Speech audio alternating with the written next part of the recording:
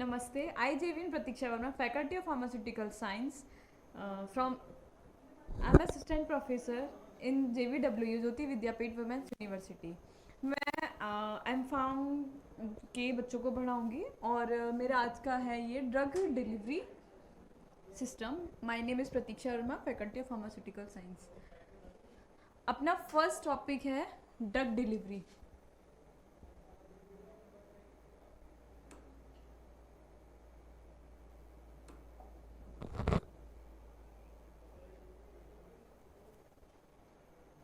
Basically ये drug delivery होता क्या है, हम ये जानते हैं कि ड्रग कैसे डिलीवर हो रही है अपने बॉडी में. तो the various approaches for development of new drug delivery system, the criteria for selection of drug and polymer for the development of delivery system, the formulation and evolution of novel drug delivery system. वो ये कह रहा है the various approaches for development of novel drug delivery system, the criteria for selection of drug. जो एक criteria होता है कि सेलेक्ट करना है ड्रग्स को एंड पॉलीमर्स को for the development of delivery system. Delivery system को आगे बढ़ाने के लिए, उसको डिलीवर आगे करने के लिए, उसकी जो प्रोसेसिंग है उसको फाइंड आउट करने के लिए कैसे ड्रग प्रोसीड कर रही है. The formulation and evaluation of novel drug delivery system. Clear. अब इसमें हम पढ़ेंगे drug delivery refer to the method and technologies use to administer pharmaceutical compound. वो ये कह रहा है जो ड्रग डिलीवरी रेफर हो रही है वो मेथड्स एंड टेक्नोलॉजीज के द्वारा यूज कर रहे हैं, use to administer pharmaceutical compound. जो फार्मेसी में हम लोग कंपाउंड, एक्सिपिएंट, सॉल्ट्स ये सब यूज करते हैं.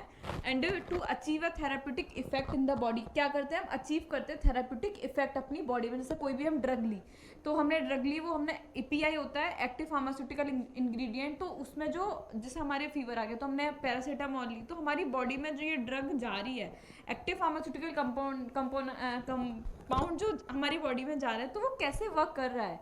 तो वो चीज़, वही चीज़ इसमें कह रहा है कि therapeutic effect in the body. It involve the formulation, preparation and distribution. क्या क्या चीज़ होता है इसमें, फॉर्मुलेशन, कैसे फॉर्मुलेशन की है, कैसे प्रिपरेशन की है, and distribution of drugs, drugs को कैसे डिवाइड किया है. Ensuring the reach the target site. जब हम लेते हैं तो हम लोग ठीक हो जाते हैं, इसका मतलब वो टारगेट साइट पे गए, वो सही जगह पे पहुंची है. In the right concentration and at the right time. Right concentration और राइट टाइम. क्योंकि कोई भी ड्रग होती है, जैसे सस्टेन ड्रग हो या कोई भी ड्रग हो, तो जब हम कोई भी ड्रग लेते हैं तो एक पर्टिकुलर टाइम पीरियड होता है. ऐसे नहीं कि सुबह बताए तो शाम ले ली, 2 दिन बाद ले ली, 4 दिन बाद ले ली तो ली, नहीं ली तो फिर डेली ली. ऐसा नहीं होता. कोई भी हम ड्रग लेते हैं तो एक पर्टिकुलर टाइम पीरियड होता है, उसी के अकॉर्डिंग हमारी बॉडी सेट हो जाती है, फिर उसके अकॉर्डिंग वो वर्क करती है. क्लियर. अब है ड्रग डिलीवरी सिस्टम. इसका अब आता है इंट्रोडक्शन एंड बेसिक कॉन्सेप्ट क्या है. वो भी उसका बेसिक कॉन्सेप्ट था कि उसमें हम क्यों पढ़ रहे हैं, ड्रग डिलीवरी सिस्टम हम क्यों पढ़ रहे हैं. जैसे हमने ये बताया था पूरा ये चीज़, तो ये चीज़ हम क्यों पढ़ रहे हैं, तो उसके बारे में ये था. अब आता है ये इंट्रोडक्शन एंड बेसिक कॉन्सेप्ट. इसमें आता है sustain release and control release. Sustain release और कंट्रोल रिलीज में क्या डिफरेंस आता है.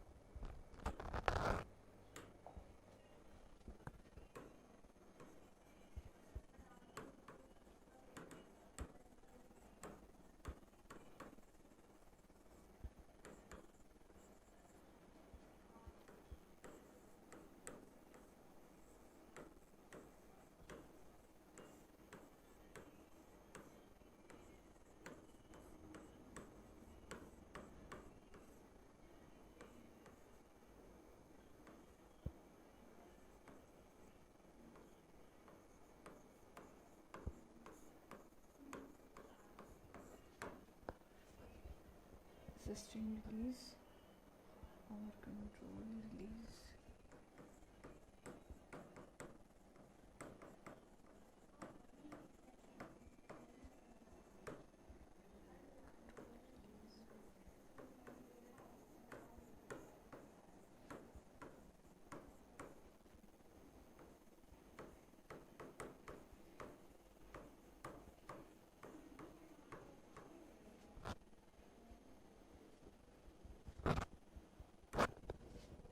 देखो दो चीज़ होती है, सस्टेन रिलीज और कंट्रोल रिलीज.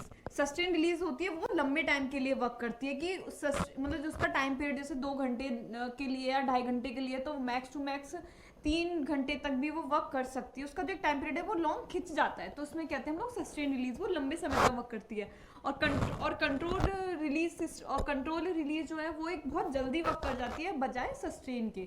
तो हम लोग क्या करते हैं, जब हमें जल्दी इफेक्ट होता है तो कंट्रोल और सस्टेन में ये होता है कि हमारे बॉडी के अकॉर्डिंग, डिजीज के अकॉर्डिंग, तो उस हिसाब से क्या होता है वो डॉक्टर प्रिस्क्राइब करता है।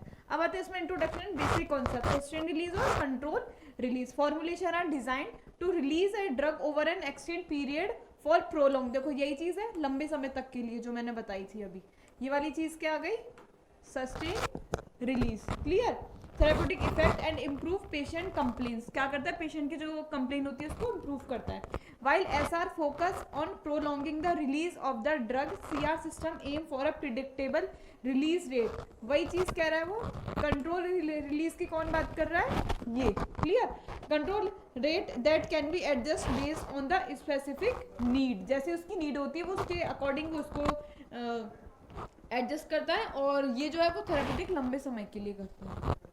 क्लियर। अब इसके एडवांटेजेस देखो। एडवांटेज क्या है, इम्प्रूव पेशेंट कंप्लेन होती है, तो less frequent dosing lead to better adherence, steady drug level maintain therapeutic drug level in the blood stream, minimizing peak and troughs. Reduce side effect होता है, lower incidence of side effect due to consistent release rate. Reduce side effect इसलिए होगा, वो ये कह रहा है daily लेते रहेंगे तो क्या होगा, एक दिन तो ऐसा आएगा कि हमारी जो बीमारी है वो एक टाइम पे सही हो जाएगी, रिकवर हो जाएगी। टारगेटेड डिलीवरी करते हैं, कोई भी ड्रग लेते हैं तो टारगेट करते हैं, तो can be design to release drug at specific site in the body. Clear, इसका ये है। अब इसके बाद आते हैं इसके disadvantage. Complexity of formulation, designing SRCR formulation can be challenging and time consuming. कोई भी ड्रग होती है कंज्यूम ही लेती है, चाहे वो एलोपैथिक है, चाहे होम्योपैथिक है, चाहे आयुर्वेदा है, पर इनमें क्या होता है एलोपैथिक ज़्यादा जल्दी वर्क करती है, और बट इसमें भी टाइम लेती है, तो वो एक चीज़ है। कॉस्ट के बेस पे पोटेंशियल फॉर टॉक्सिसिटी क्या है, लिमिटेड फ्लेक्सिबिलिटी होती है। वंस फॉर्मुलेशन अल्टर मतलब change the release profile can be difficult. तो इसमें क्या होता है, लिमिटेड जो फ्लेक्सिबिलिटी होती है, once formulated altering the release profile can be difficult, मतलब चेंज नहीं होती, बहुत कम वो ऐसे चांसेस होते हैं जिसमें वो चेंज होती है। अब देखो कॉम्प्लेक्सिटी ऑफ फॉर्मुलेशन होती है, कॉस्ट में भी वही एक्सपेंसिव होती है। Potential for toxicity, it is the if the drug is release too quickly it can be toxicity, बहुत जल्दी से हो जाएगी तो टॉक्सिसिटी के चांसेस ज़्यादा होता है। Potential for toxicity, if the release drug too quickly and can be lead to toxicity, वो टॉक्सिसिटी इफेक्ट कर सकती है यदि वो अपने टाइम से पहले ही रिलीज हो गई तो। Limited flexibility, once formulation altering मतलब change the release profile can be difficult, यदि कोई भी चेंजेस आ गए तो क्या होगा, प्रॉब्लम हो जाएगी। फैक्टर इन्फ्लुएंसिंग एसआर और सीआर, फिजियोकेमिकल, मतलब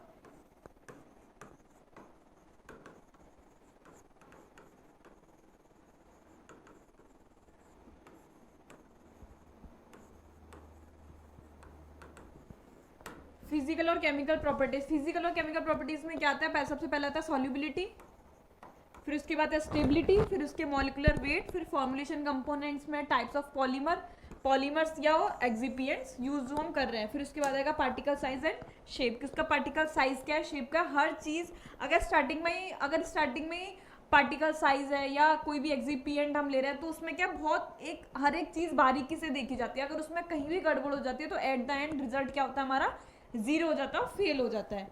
तो अब ये एनवायरमेंटल कंडीशन भी डिपेंड करती है, पीएच एंड टेम्परेचर क्या है, और उसको इंटेस्टिनल ट्रैक में दे रहे हैं। प्रेजेंस ऑफ फूड और अदर मेडिसिन अगर ये है तो। रिलीज मैकेनिज्म में क्या होगा, डिफ्यूजन, इरोजन और osmosis.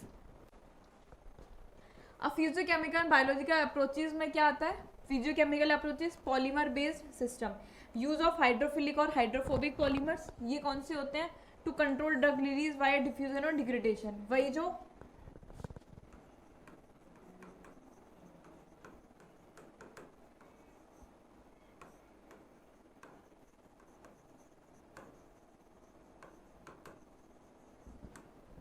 Polymer based system, use of hydrophilic और हाइड्रोफोबिक पॉलीमर्स, कि वाटर लविंग या वाटर हीटिंग है, वो डिपेंड करता है कि हमें डिजीज कैसे, उस हिसाब से हमको ड्रग्स मिलती है।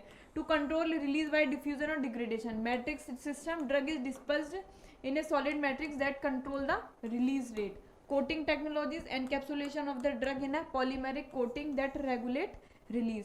Biological approaches, biodegradable system utilize material that are broken by biological process, releasing the drug they degrade. Biodegradable system में क्या, utilize material that are broken down by biological process से break down होती जाती है process and release the drug in the degrade. release होती है, body में काम करती है, फिर वो degrade हो जाती है, फिर अपनी body से out हो जाती है. अब इसके बाद आता है mechanism of drug delivery, SR, और इसकी मैकेनिज्म क्या है. सबसे पहले क्या होगा, डिफ्यूजन होगा.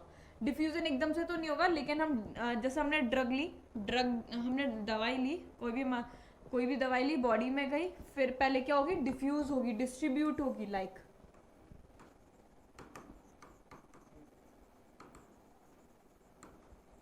तो drug molecule move from an area of higher concentration inside the formulation to surrounding the environment lower concentration. वही कोई भी ड्रग है, हायर से लोअर में जाएगी. This can be influenced by the properties of the polymeric matrix.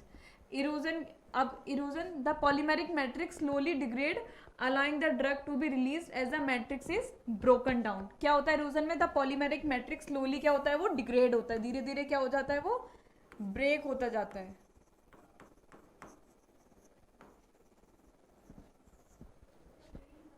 The polymeric matrix slowly degrade allowing the drug to be released as the matrix is broken down. Clear.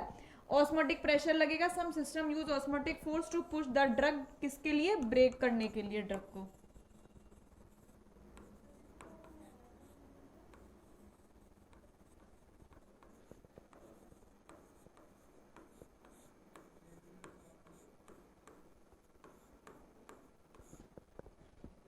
Drug out the formulation at the control rate. अब आता है swelling. In the hydrophilic system the polymer swell upon the contact with the bodily fluid.